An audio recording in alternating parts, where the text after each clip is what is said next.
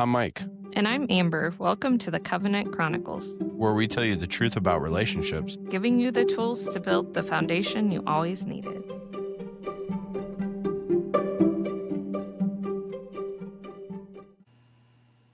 Welcome back to the Covenant Chronicles. What's up? So, every time we go to start, I'm like, oh, we didn't do like a joke or something. I could tell my gym joke. Oh. Anyways.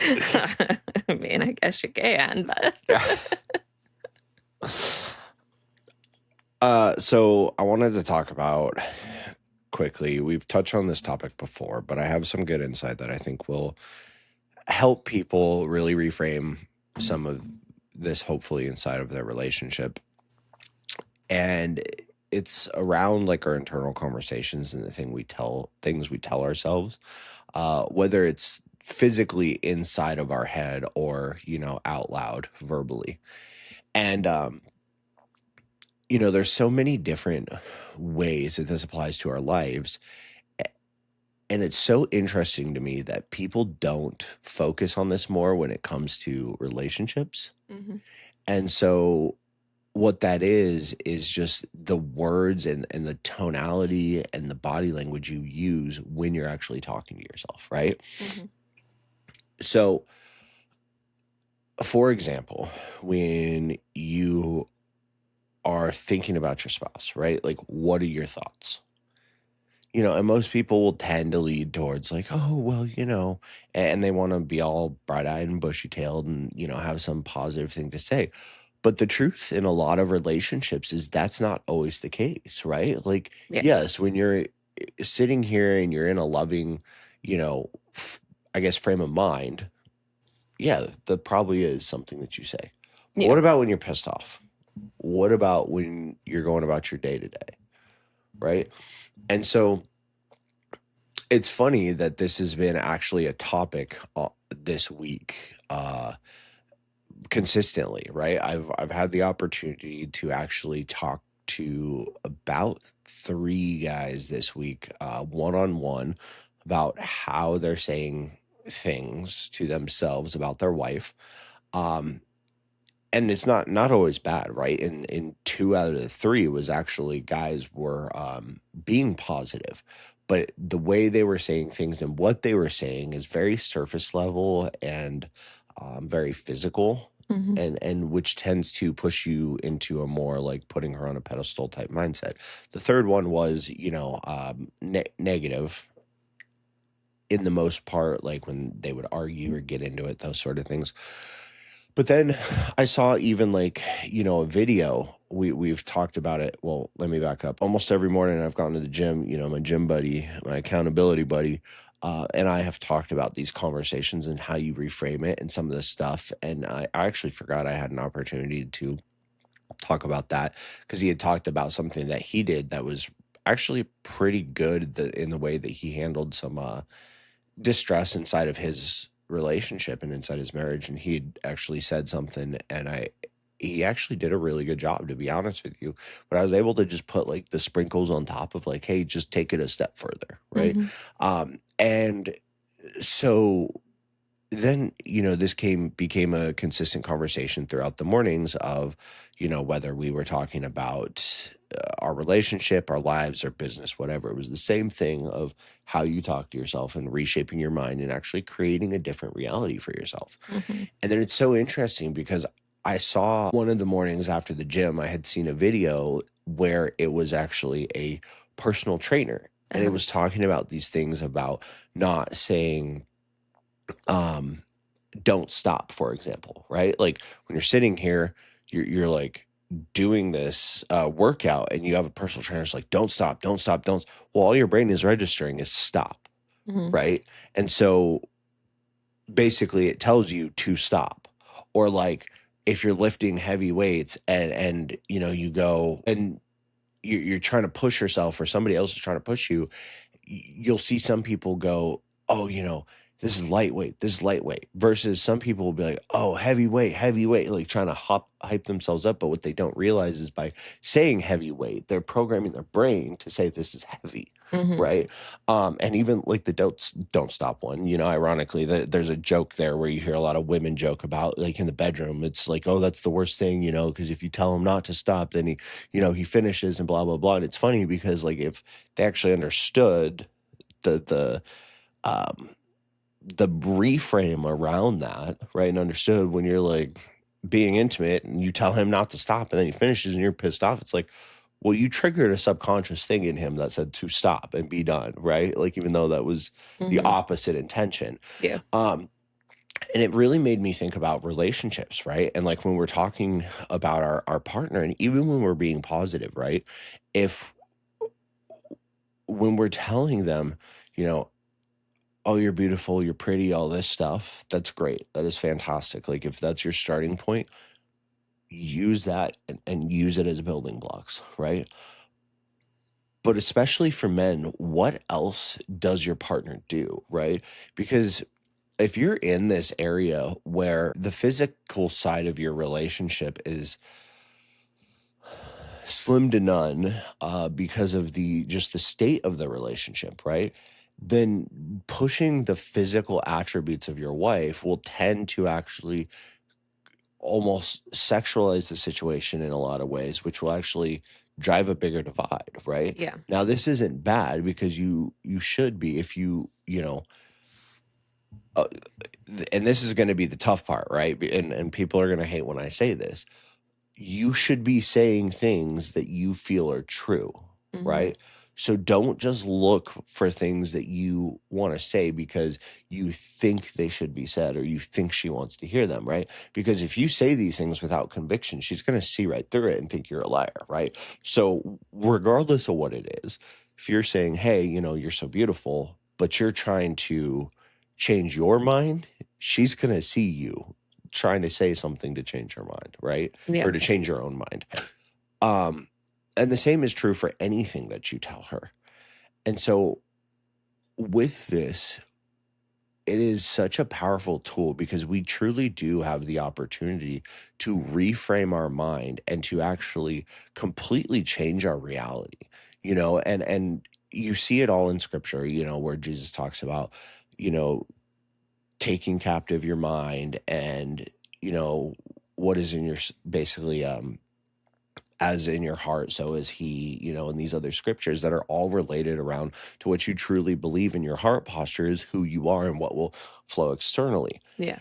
And that's why it's so important with these things to, if you have never done this and you've been in a negative mindset about your partner, and it can go both ways for men and women, right? Then start somewhere, right? I don't want to discourage you and get you hung up on, well, am I doing it right? Mm-hmm. Stop worrying about if you're doing it right and just do it. But as you start to do it, what I want to encourage is for you to start thinking about, what is my next step? What is the the step where I take this a little bit deeper, Mm-hmm. right? Um, if you notice that your wife is really good at, no, you know what, let me take it a step back. If you're in a situation where maybe she's a stay-at-home mom or maybe she's not, right? Maybe she works full time, but she tends to do most of the laundry, right? And just acknowledging that and saying, man, I know that some days are tougher than others and some days you're probably very frustrated with it, but I really appreciate that you do this for our family because it is such a big help to me and the things that I'm trying to accomplish. And I don't think you get enough credit for that. But I just need you to know that I love that you do this for us. Mm-hmm. Right.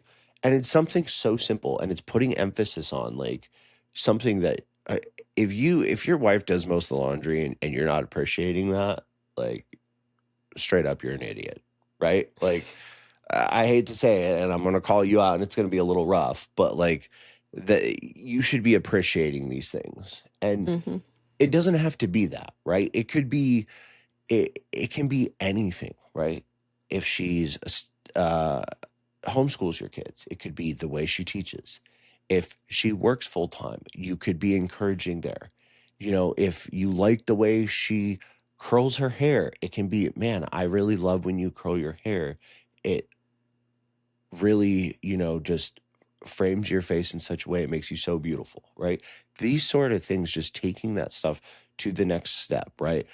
Start small if this is not something you're used to doing, but then be looking for that way, because as you're doing this, right, as you're starting to build these things up, you're pouring back into your relationship, you're pouring back into your marriage, and you're building it up to where, as you're doing this, you're pouring into your partner's cup to where they can then pour back into yours and have more to give, right? And it goes both ways. Yeah. But the reality of the fact is, when you talk about love languages, right? And those are important and you need to know them. But when you say certain things and your spouse is not receptive to them, and you say, well, it's just not their love languages change depending on the relationship, depending on who you're with, depending on, what stage of life you're in. Yeah. And I think that's not talked about enough. They do, they come and go with ebbs and flows, right? Mm-hmm. But if they're not being receptive to what you're saying, you don't believe it. Because I promise you, if you were saying something that you believed, they would be receptive to it. So it starts in your own head, and starting with these things, not that you think society wants you to tell your spouse, but that you truly believe about your spouse in a positive way, Mm-hmm. and actually communicating those to start building them up and making them feel loved and cared and valued by the person that they've chosen to be with. Mm-hmm. Yeah. I know we had a conversation about this earlier in the week, and we're just kind of discussing, like, when you say, like, you're so beautiful or whatever, like, there was definitely a time in my previous marriage that, like, those things were said to me, but I didn't feel anything behind the words that were said. And then, it ended up being a thing where it's like, well, I tell you that. So, it's like, Hmm. yeah, but that doesn't, if you don't actually, like, truly mean it or have the, like, actual thought and feelings behind it, then it really is just like words.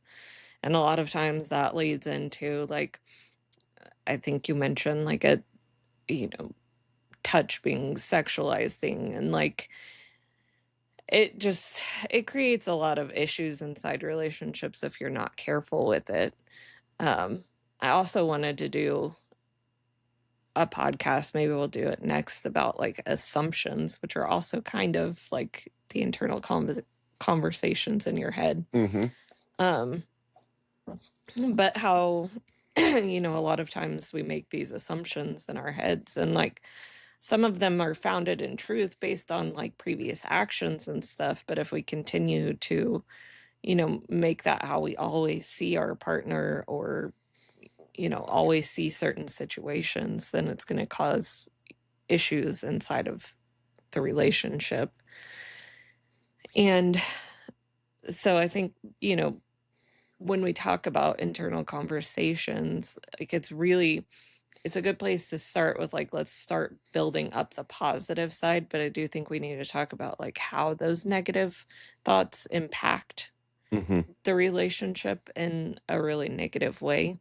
So maybe we can do that next time. But for the most part, like, when you're talking about starting small, it is a great place to start. Just, even picking little things about your spouse to, like, start reframing your brain. But you do have to believe what you're saying. So if you're just choosing something that's, like, you know, dumb, that you don't really believe, then that's not a good place to start. It needs to be something that you truly believe and that you can build on within yourself.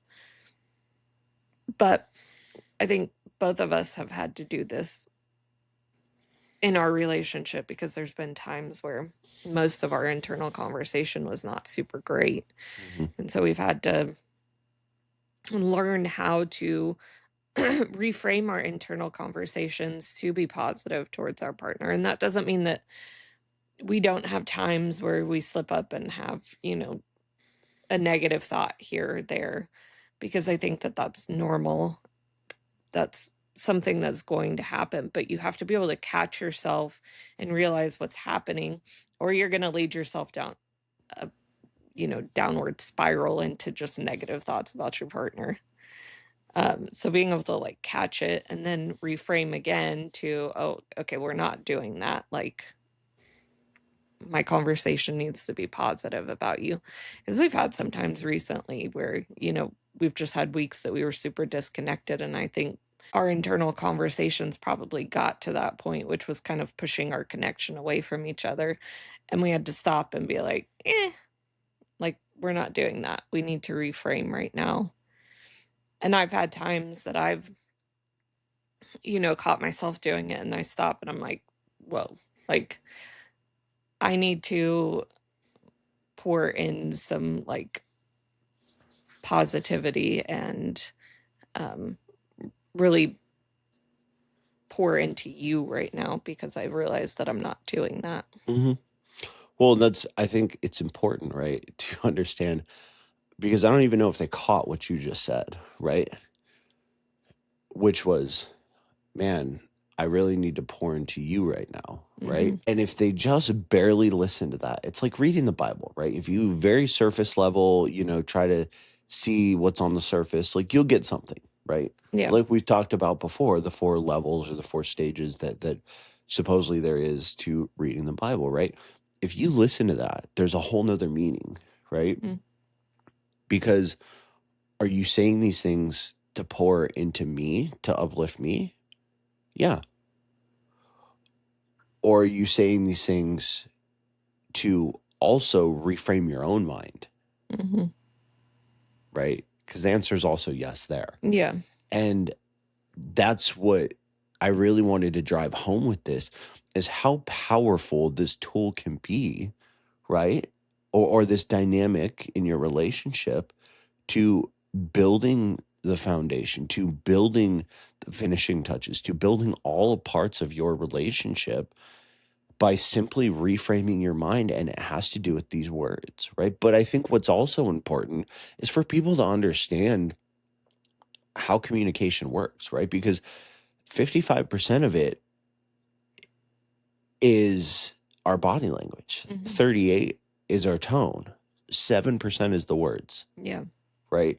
So the reason I bring that up is because it's the same communicating with yourself, right? And we have a really powerful tool that we've got to experience before, and well, I have, and I've shared it with you, and some of our friends have been through it and stuff, to reframe your internal conversations when you're having negative self-talk, right? And it Hmm. has to do with changing your tone and your body language while you say these things to yourself. Hmm.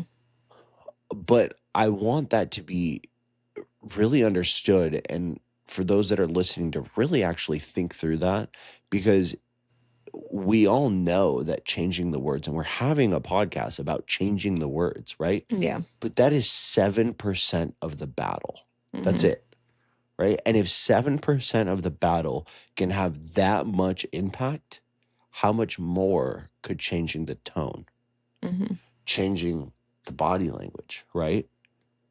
If you're having negative self-talk and you're like, man, I don't know how to break this, Hmm. right? Whether it's about yourself, about your partner, right? Because like I want that to be understood too when we're referencing self-talk. It's the internal conversation in general, Yeah. right?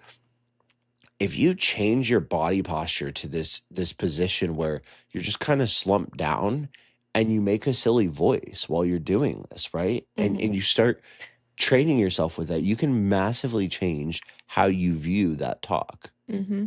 And then when you stand up straight and you stand up proud, and you have more of a powerful voice, and you say things, whether it's in your head or out loud is better. If you're trying to retrain yourself and you're at home alone and you're in front of a mirror, that sort of thing, right? And you say the positive things, well, your brain will believe those, right? And they'll not believe the silly things or the negative things that you've turned silly, Yeah. right?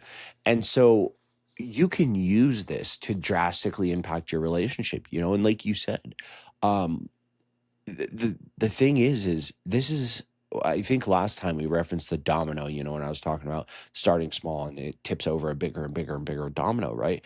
And this internal conversation, self-talk, I mean, if we talked about the different dynamics of this and the, like you were mentioning, and it was the next 10 episodes we did was all on this topic, I don't think we would hit it enough, Yeah. right? Because there is such a massive potential here to crash your relationship into the ground or elevate it to new levels you didn't know were possible through this, right? Because I would honestly say a massive part, and not the only part, but a massive influence in why you and I do not have blowout arguments, major arguments, anything like that, and why we've gotten so good at being able to navigate disagreement is because of the positivity, right? Because if you and I start to go there, part of the driving factor, at least for me, is I'm not thinking, "Oh, she's so annoying. I can never talk to her. She doesn't get it. She's too emotional. She's da da da da da." Yeah. Right? Those are not my thoughts. When we are disagreeing, if it starts to go anywhere past us having like one or two like back and forth transactions, and then it's like, okay, we need to take a break from this. Part of the driving factor behind that is, man, I love her. She's incredible. I know that we can come together on this. She's going to understand my point of view. We just need to take some of the emotional walls down between us right now. And these more positive things, right, which have been built up from, even if I don't say it all the time, but the thoughts of like, man, I love it when she greets me at the door because like she seems excited, right? Like your dogs come to the door and greet you and they're excited to see you. If you have kids, most of the time, unless like for men, unless you've been screwing that situation up, right? Because once you do, yeah, your kids won't, sure. And there's a way to get it back, right? And we can talk about that in like parenting podcasts, but also, your kids will come and greet you and excited and dad and want hugs and all this. Your wife, your spouse will also do this, right? If you are doing what you're supposed to do, right? She'll come to the door just as excited. Daddy. No, I'm just kidding. But That would maybe. be funny. I mean, maybe, right? Like, depending on your relationship dynamic, sure.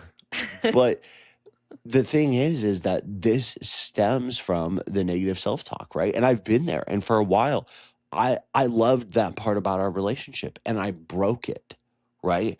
How did I break it? Here's the example of the self-talk. I broke it because every time I walked in the door and you came up excited and just wanted to throw your arms around me, you had a big smile on your face and you wanted to see me and this and that. In my head, I'm like, can't you at least just let me get to our room and put my stuff down and give me a couple minutes before you're all over me? Right? And then my actions followed. And then months down the road, you're not doing this anymore. And then I'm like, why is she not doing this? Right? And if we weren't in the place that we're in, I very much probably would have tried to blame it on you. Because that's what we do in these relationships, right? Is instead of looking inward, like it talks about in the Bible, look inward, right? Yeah. The log in your eye before the speck in theirs. I would have blamed it on you and been like, well, this is you problem. No, It was a me problem, right? My negative self-talk was creating a physical outward reaction that then was portrayed to you. And regardless of what I said, my body language said, get away from me, Yeah. which then you received, right? Yeah. Didn't matter if I walked through the door and you came up and kissed me and was happy and said, hey, babe, and like, I love you and all this stuff. Didn't matter. My body language said, get away from me. Yeah. Right. And so you stopped. You did exactly what my body language said, right? Because Yeah. you heard me loud and clear, even though that's not the words I used, right? Yeah. And so when I realized this and we had a talk and you said, well, every time I come to you, it seems like you don't want to, whatever. So I fixed it. Yeah. Right. And I said, okay, look, I love that you do this. I love this part of our relationship. I hear you. That's on me.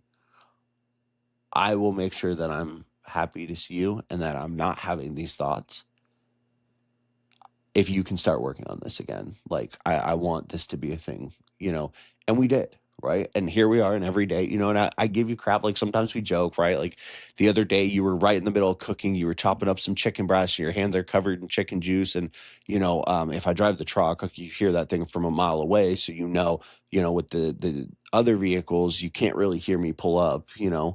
and so like I can kind of sneak in, and you don't hear me until the door is open and shut, and the dogs are running down the stairs, and you're right in the middle. And so at that point, like I beat you to the top of the stairs before and I give you crap and we joke about it, but like for the most part, like it's fun, Yeah. right?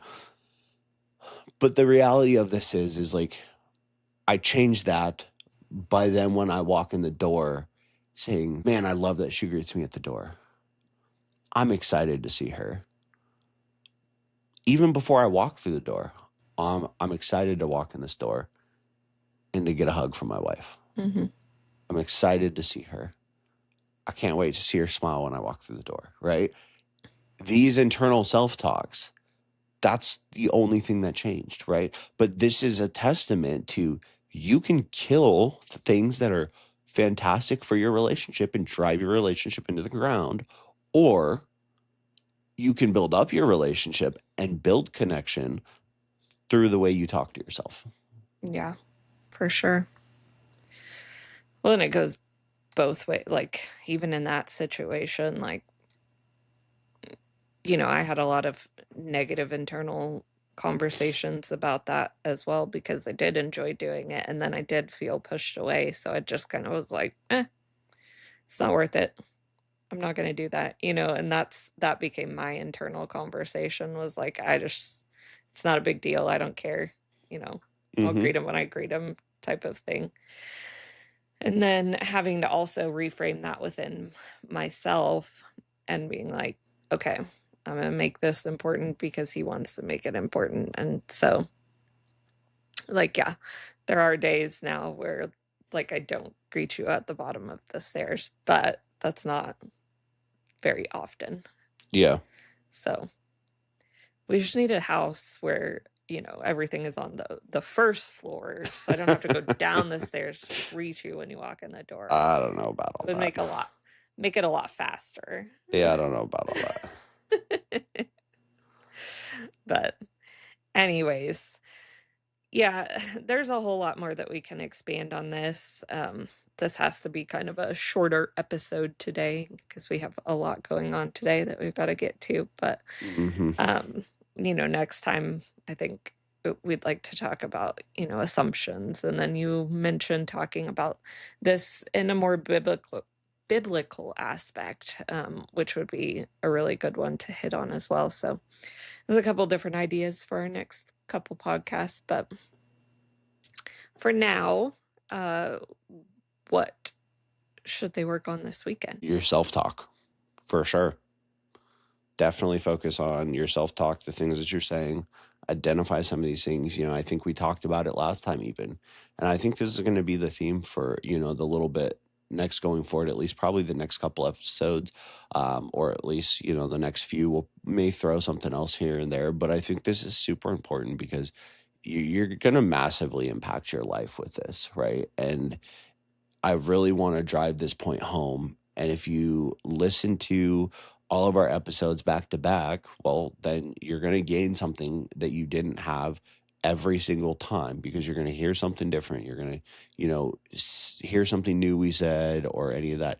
If you don't listen to them back to back, then I really want to make sure that you are getting, all of this information, and that you're able to really grasp this and apply it to your life, and use it to benefit and to change your own life.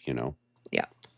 So Well, then, spend some time, I guess, whenever you actually listen to this, whether it be the weekend or the weekend, just jot down a few,